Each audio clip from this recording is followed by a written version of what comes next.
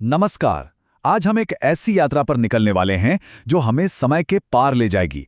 हम दुनिया के सबसे पुराने और सबसे प्रभावशाली महाकाव्यों में से एक यानी महर्षि वाल्मीकि की रामायण की गहराइयों में उतरेंगे।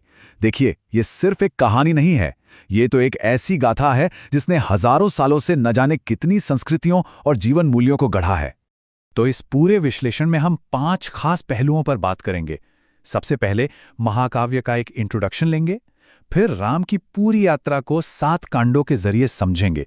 इसके बाद हम इसकी काव्य कला की बारीकियों को देखेंगे, इसकी ऐतिहासिक जड़ों को टटोलेंगे और आखिर में बात करेंगे इसकी उस सांस्कृतिक विरासत की जो आज भी हमारे साथ है।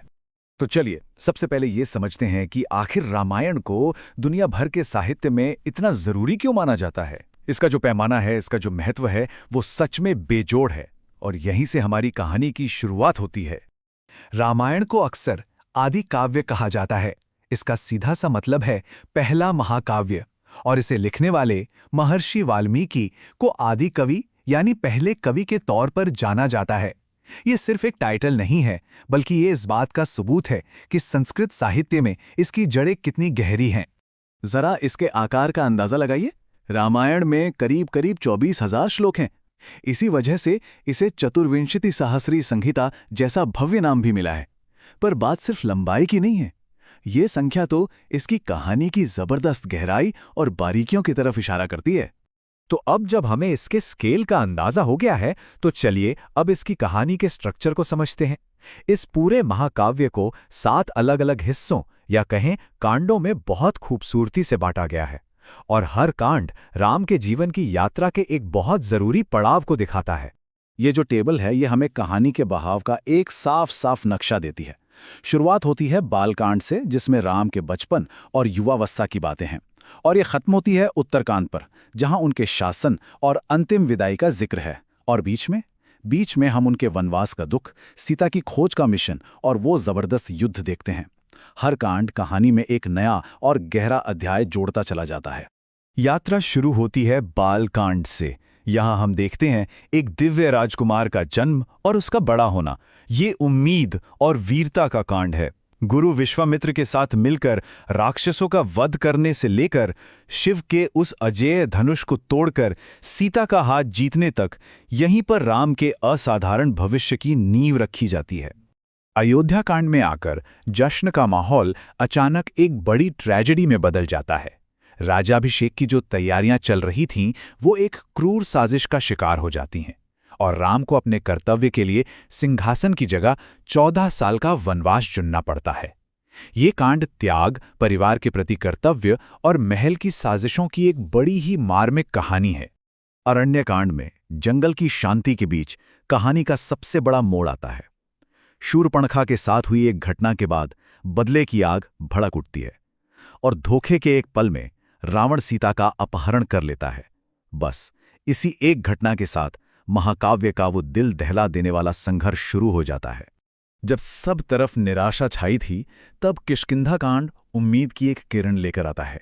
यहीं पर राम की मुलाकात अपने सबसे बड़े भक्त हनुमान से होती है। सुग्रीव के साथ एक मजबूत गठबंधन बनता है, और बाली का वध करने के बाद एक बहुत बड़ी वानर सेना सीता को खोजने के उस नामुमकिन से मिशन पर निकल पड़ती है। सुंदरकांड ये पूरी तरह से हनुमान की अटूट भक्ति और उनकी हिम्मत को समर्पित है। ये एक अकेले मिशन की कहानी है। एक ही छलांग में समुंदर पार करना, सीता को ढूंढ निकालना, उन्हें उम्मीद का संदेश देना और रावण के घमंड के प्रतीक यानी लंका को जलाकर अपनी ताकत का एहसास कराना। और फिर आता है युद्धकांड, महाकाव्य का सबसे शानदार क्लाइमैक्स। समुंदर पर पुल बनाने के चमत्कार से लेकर राम और रावण की सेनाओं के बीच उस जबरदस्त युद्ध तक, ये कांड धर्म और अधर्म की आखिरी लड़ाई को दिखाता है। रावण के वध के साथ ही बुराई पर अच्छाई की जीत होती है, और राम की अयोध्या में शानदार वापसी होती है। उत्तरकांड, जिसे कई स्कॉलर्स बाद में जोड़ा गया हिस्सा मानते हैं, कहानी में एक दुखद और थोड़ी कॉम्प्लेक्स लेयर जोड़ता है। ये एक राजा के तौर पर राम के धर्म और एक पति के तौर पर उनके निजी दुख के बीच के संघर्ष को दिखाता है। सीता का अंतिम बलिदान और राम की महाविदाई इस महान गाथा का एक बहुत ही भावुक अंत करते हैं। कहानी तो है ही, पर रामायण कविता का भी एक बेमिसाल नमूना है। तो चलिए अब जरा इसके साहित्यिक पहलुओं पर नजर डालते हैं। रस, छंद और शैली, वो चीजें जो इसे आज भी इतना खास बनाती हैं।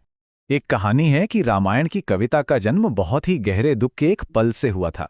हुआ यूं कि ऋषि वाल्मीकि ने एक शिकारी को प्यार में डूबे क्रौंच बख्शी के जोड़े में से एक को मारते हुए देखा। ये देखकर उनके दिल से जो दुख भरी आवाज निकली, वही ये श्लोक था। और माना जाता है कि दुख का यही भाव संस्कृत साहित्य का पहला श्लोक यानी पहला काव्य बना। रामायण का जो सबसे मुख्य इमोशनल फील है वो है करुण रस, यानी दुख और दया का भाव। और ये गहरा इमोशन सिर्फ एक घटना तक नहीं है, बल्कि पूरी कहानी में फैला हुआ है, सीता के बिछड़ने के दुख से लेकर राम की तकलीफ तक। और इसकी जो वैदर्भी शैली है, जो अपनी सादगी और खूबसूरती के लिए जानी जाती है, वो इस गहरे भाव को हर किसी तक आसानी से पहुंचा देती है। हाँ, एक बात समझना बहुत जरूरी है, वाल्मीकि रामायण और तुलसीदास की रामचरितमानस में फर्क है। देखिए, वाल्मीकि की जो मूल रचना है वो संस्कृत में एक इतिहास जैसी है, जिसमें घटनाओं पर ज्यादा जोर है। वहीं 16वीं सदी की रामचरितमानस अवधी भाषा में एक भक्ति कथा है, जिसका फोकस भगवान के प्रति प्रेम और समर्पण पर है। दोनों ही अपने आप में महान हैं, पर उनका मकसद और स्टाइल बिल्कुल अलग है। चलिए अब थोड़ा और पीछे चलते हैं और ये जानने की कोशिश करते हैं कि ये महाकाव्य कितना पुराना है। इसको लेकर जो मजेदार बहसें होती हैं और दुनिया भर में इसने जो सफर तय किया है उसे भी देखते हैं। रामायण कितनी पुरानी है, इस पर दो तरह के विचार हैं। एक तो है पारंपरिक नजरिया, जो इसे लाखों साल पहले त्रेता युग का मानता है, जैसा कि खुद महाकाव्य में लिखा है। दूसरी तरफ है एकेडमिक स्कॉलर्स, जिनका मानना है कि इसे 7वीं से 4वीं सदी ईसा पूर्व के बीच लिखा और संकलित किया गया था, और इसका आज का जो स्वरूप है वो 3री सदी तक बना। रामायण का असर सिर्फ भारत की सीमाओं तक ही नहीं है, बल्कि ये बहुत दूर तक फैला हुआ है। इसकी कहानी ने न जाने कितनी संस्कृतियों को प्रेरणा दी है। थाईलैंड की रामाकियन हो या इंडोनेशिया की काकाविन रामायण, पूरे एशिया में आपको इसके कई रूप मिल जाएंगे। और ये बात दिखाती है कि इसकी कहानी में कुछ ऐसा है जो हर किसी को अपनी तरफ खींचता है। तो चलिए अब हम अपने आखिरी हिस्से की तरफ बढ़ते हैं और ये समझते हैं कि रामायण का हमारी संस्कृति पर इतना गहरा और टिकाऊ असर क्यों है, और इसके मूल में कौन सी कीमतें या कौन से मूल्य छिपे हैं। तो सवाल ये है कि ये महाकाव्य आज भी इतना प्रासंगिक क्यों है। इसका राज छिपा है इसके आदर्श किरदारों में।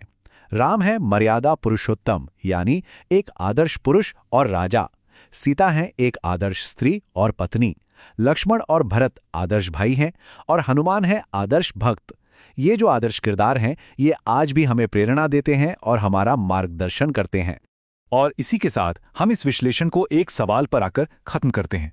सवाल ये है कि हजारों साल बाद धर्म, कर्तव्य और बलिदान की ये प्राचीन गाथा हमारी आज की इस कॉम्प्लेक्स दुनिया के लिए क्या मायने रखती है। ये एक ऐसा सवाल है जिस पर सोचना बहुत जरूरी है।